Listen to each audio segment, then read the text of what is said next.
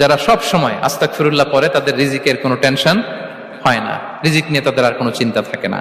আল্লাহ নবী নূহ আলাইহিস সালাম যিনি ওনার জাতিগোষ্ঠীকে বলেছিলেন ফাকুলতু আস্তাগফিরু রাব্বাকুম ইন্নাহু কানা গাফফারা, তোমরা বেশি বেশি ইস্তেগফার পড়ো, তিনি ক্ষমাশীল।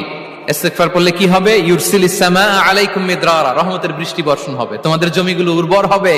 ওয়া ইউমদিদুকুম বিআমওয়ালি ওয়া বানিন, আল্লাহ তাআলা তোমাদেরকে সম্পদে বারাকা দিবেন, সন্তানে বারাকা দিবেন। ওয়া ইয়াজআল লাকুম জান্নাতিন ওয়া ইয়াজআল লাকুম আনহারা, তোমাদের ফসল ক্ষেতগুলো সবুজ শ্যামল হয়ে ভরপুর হবে, তোমাদের রিজিকে বারাকা নেমে আসবে। তাহলে আমরা যেন বেশি বেশি ইস্তেগফার করি। বিষ্ণু ঈসা ইসলাম বলেছেন মান লাযামাল ইস্তিগফার জাআলাল্লাহু লাকুম মিন কুল্লি দিকিন মাখরাজা ওয়া মিন কুল্লি হাম্মিন ফারাজা ওয়া ইয়ারযুকহু মিন হাইসু লা ইয়াহতাসিব, যে সব সময় ইস্তেগফার পরে তার কোনো টেনশন থাকে না, তার জীবনে দুশ্চিন্তা আসে না।